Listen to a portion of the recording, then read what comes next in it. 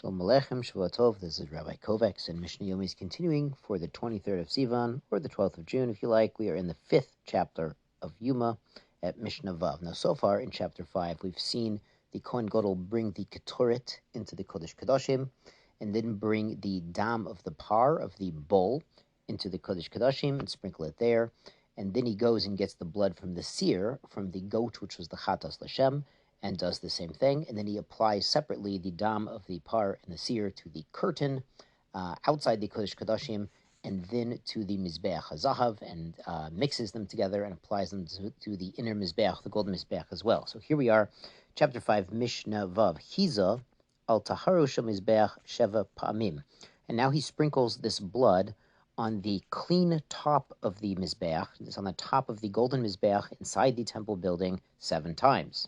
Yesterday we mentioned in the last Mishnah that he had already applied to the 4 corners of the Mizbeach this mixture of the dam par and the dam seer of the bull and the goat. So now he's done with the blood. Shari hadam hayashofech.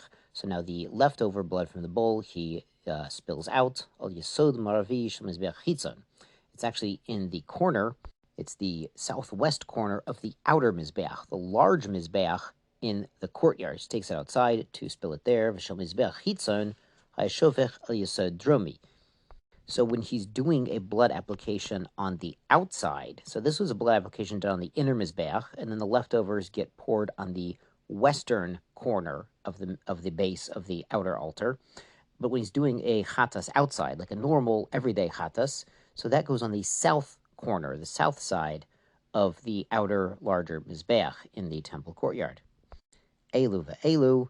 And these bloods, the inner chatas bloods that were, the leftovers from the blood that went inside in the Kodesh Kodashim and on the Mizbeach HaZahav, and Elu, and the blood from the regular chatas done outside on the big Mizbeach, mitarvin, they join together, be'ama, in the canal, v'yotzin lenochol kidron. And from this canal that flows through the temple, the blood, and it's mixed with water to allow it to wash through, flows to Nachal Kidron. The Kidron Valley had a little stream, sort of the runoff from the temple went out to Nachal Kidron.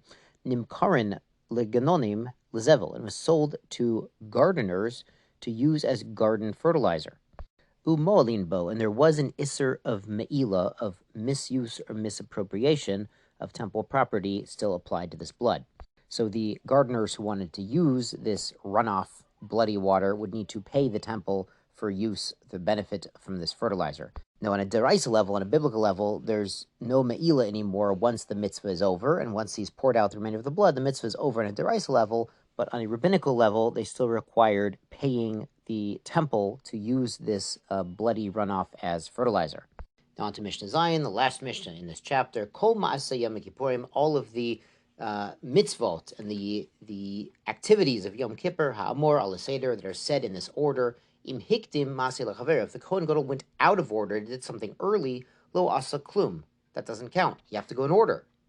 The Mishnah explains, hikdim damasir la damapar, if he brought the blood of the goat first into the Kodesh Kodashim, on the prochet, yachzer v'yazim damasir, he has to go back and do it again, la'achar damapar, after sprinkling from the par, from the bull first, imach lo gamar, at the tachton shebifnim nishbach hadam, if he pours out the blood before he finishes the applications, the matanot shebifnim, the blood applications on the inner altar, yavi dam ocher, he has to bring new blood, he has to shech a new animal, a par or a seir, v'yachazar v'yaze batchila bifnim, and go back and do the applications on the inner altar.